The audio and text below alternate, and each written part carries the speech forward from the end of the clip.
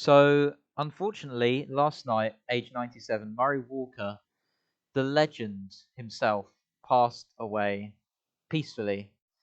Now, he, for many, was an inspiration and a true icon. His voice was the sound that many people heard on those Sunday afternoons, watching the cars of the era scream around the track with Murray's description and commentary was just a perfect match. People would say that his pants on fire style commentary was some of the best, and unfortunately, I was too young. I never got to witness this man live commentating on an F1 race or any race for that matter. But after going back and watching some of the best moments, and every word he spoke was special in its own way. Whether it was Damon Hill finishing the 96 Japanese Grand Prix, or three drivers finishing all on equal times in qualifying, whether it was Senna defending against Prost, whether it was the 2007 Nürburgring Grand Prix, the rain filled chaos race that Murray stood in and commentated on for the last time. Every word he spoke from the heart. He was a massive motorsport fan, and he just wanted the best for his beloved sport. Now, I thought of many ways to just pay a short tribute to him because words cannot describe, you cannot have enough words to sum up this man and his achievements. So I thought I would take the single icon that I think of whenever someone says to me, Murray Walker, this is the moment that I think of, which is that 96 Japanese Grand Prix with Hill coming across the line to win the World Championship. And Murray's famous line, I've got to stop because I've got a lump in my throat. He was a true fan of Hill and British drivers in general, but of just the sport. So I'm going to hop on to AMS and we're going to do a quick 10-minute race in that 96 Williams and just think about his life and celebrate his achievements and the way that he brought fans onto the track. He made you think you were there when you listened to his commentary. So without further ado, let's see you on the track. So we're on the grid. Get ready for another exciting race. 2 lights, 3 lights, 4 lights, 5 lights. And it's go, go, go! As Murray would say in a terrible Murray impression. Out through the gears, 4th gear, 5th gear. Hakkinen cuts us across. Can we go up the inside? Oh! There's Olivier Panis comes up the inside of us before getting it horribly wrong out of there. Somehow manages to scoop it up. Hakkinen ahead of us up through the curves. The S's here at Suzuka. Can we hang around the outside? Just about. Damon Hill off to the left. So, of course, 96. That resulted in that great moment of Damon Hill winning the championship after Villeneuve crashing out and gifting it to Hill, resulting in that famous Murray line of, I've got to stop because I've got a lump in my throat. And it just goes to show how much of a passion and a fan Murray was of motorsport and F1 and British drivers. And the way that Murray described what he was seeing, there's a really cool scene from a documentary I was watching last night, and the quotes and the tributes that I've seen, that when Murray started commentating, there was no thousands of pieces of data, and there wasn't screens left, right and centre with hundreds of people feeding the commentary information. He saw what you saw. He watched the broadcast with you and just simply described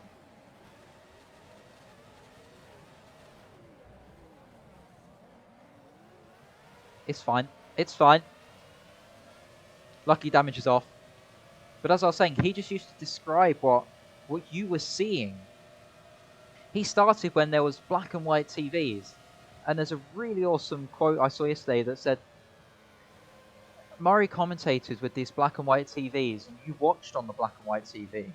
Yet, you saw the race in colour. He used to describe it so vividly and in a pants-on-fire style, as Brundle would say, that made you feel as though you were there. Even though you were in your living room, it made you feel like you were at the event watching. And it gave you all the emotion and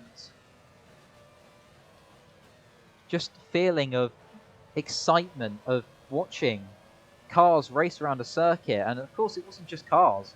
Murray was a massive motorsport fan. He used to ride. He used to try and race motorcycles, I believe. But he was never the most talented of drivers or riders. And as he put it himself, those that do, do. Those that can't do, talk about it. And what did he do? He talked about it the best way he possibly could. He had a passion and a love for motorsport, and he just wanted to share it. And boy, did he do that. His style was just amazing. And then in the mid-80s, they decided to pair him up with the legendary James Hunt. Of course, Formula One world champion, an exuberant man. But then when they got into the booth, there was a difference of style. Murray with his standing up, physical seriousness about it. He used to get in the booth hours early, get all of his notes prepared, and then Hunt would turn up 5 minutes before with a bottle of wine in his hand, cigarette in the other, and just take over. He used to just sit there and describe, and he'd call everyone out. But Murray just spoke it as it was. If a driver made a mistake, he would talk about it. He wouldn't go around trying to beat around the bush. He just said it from the heart, and he was loved by everyone in the motorsport community.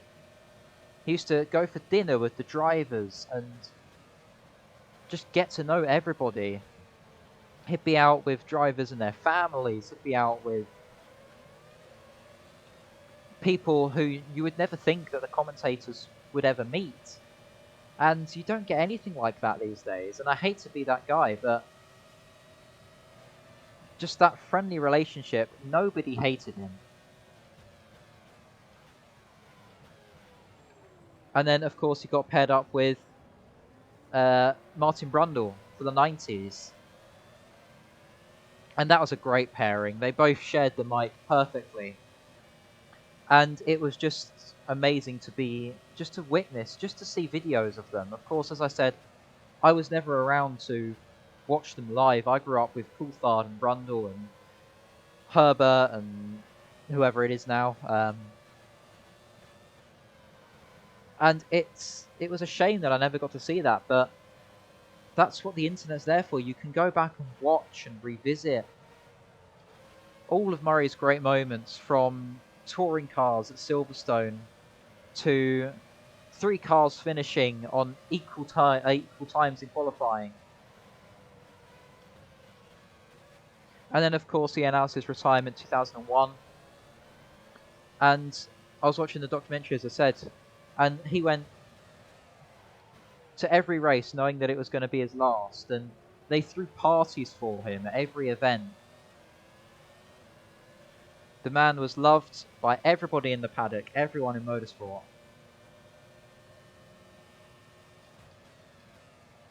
And then he came back 2007, commentate on the European Grand Prix at the Nürburgring. And it was just something special just to see him commentate again.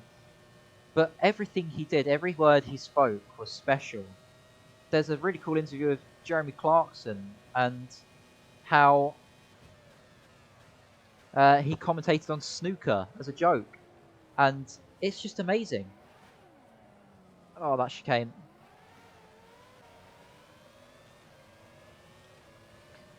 And he used to commentate on anything, and he could just make it exciting and just a pleasure to watch and listen to. And I'll link some of these documentaries below if you want to go check them out. There's just, on YouTube, there's so much footage, and it's just amazing just to watch the man describe himself in his own words. He was humble, he was kind, he never lost track of the friendliness. And he was commentating in his mid-70s.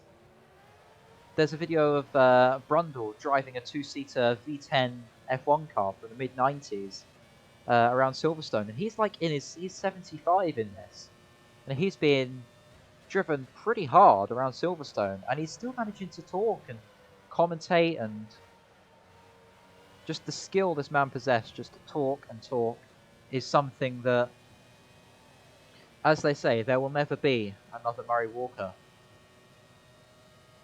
And what he showed was that everyone can have a passion, and everyone can share that passion. And his passion was motorsport, and just being an avid fan. Big kick of oversteer there. So I believe we're on the last lap now. Of course, my driving ain't been great. Been sort of just driving and talking. But let's go for a lap around Suzuka. So we're up through the S's, fourth gear. 120, 130 miles an hour. Maybe a bit lower than that. Hard. It's tough to get on the throttle here. Of course, no traction control. Enough downforce to stick you to the road, but not enough.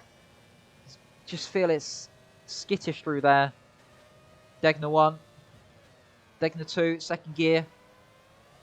Full throttle, a bit too early there on the throttle. Round we go. Hold the clutch in, don't stall it. Can you keep the engine running? Can. Reversing across the track here. But it's fine.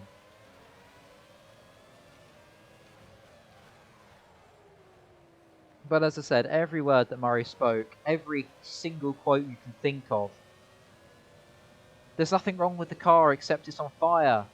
And just stuff like that. He's just come up with this stuff at the snap of a finger, and it's forever ingrained in every motorsport fan's brain. Quotes like that. Can we get Herbert here? Yeah, we can. And just to think of all the greats he met and commentated over: Schumacher, Hill, Senna, Coulthard, Lauda, Prost.